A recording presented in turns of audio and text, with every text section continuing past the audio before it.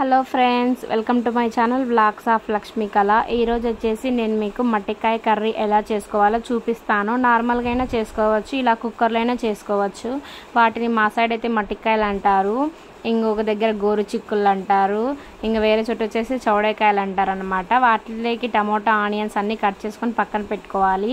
ఇప్పుడు నేను ఒక పౌడర్ చూపించాను కదా, వాటిలోకి ఎండుమిర్చి, సాల్ట్, పసుపు, ధనియాల పొడి, కొబ్బరి, శనగిత్తనాలు, పుట్నాలు అన్నిటిని వేసుకొని బాగా మిక్సీ పట్టేసుకోవాలి. చింతపండు రసాన్ని కూడా బాగా పిండేసుకొని దాంట్లో వేసేసుకొని కలిపేసుకొని పక్కన పెట్టుకోవాలన్నమాట. ఈ కుక్కర్లో అలానే వాటర్ అలానే ఉంచేసి ఆనియన్స్, టమోటా ప్యూరీ మొత్తం వేసేసుకొని బాగా మిక్స్ చేసేసుకోవాలి. కొంతమంది మట్టికాయల వాటర్ మాకు ఇష్టం లేదని వాటిని తీసేసుకొని ఫ్రెష్ వాటర్ అయినా వేసుకోవచ్చు. మేమైతే వేయమన్నమాట, ఎందుకంటే వాటిలోనే ఉంటుంది కదా ప్రోటీన్, పోషక విలువలన్నీ.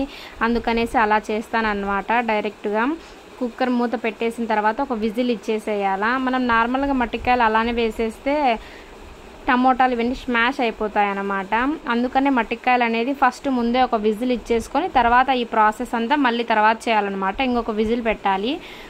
తర్వాత వచ్చేసి పోపు పెట్టేసుకోవాలన్నమాట. ఇంకా రెడీ అయిపోయినట్లే మన మట్టికాయ కర్రీ. ఈ వేడి వేడి కర్రీని మనం చపాతీలకైనా సర్వ్ చేసేసుకోవచ్చు, రైస్ లేకైనా పెట్టేసుకోవచ్చు అన్నమాట.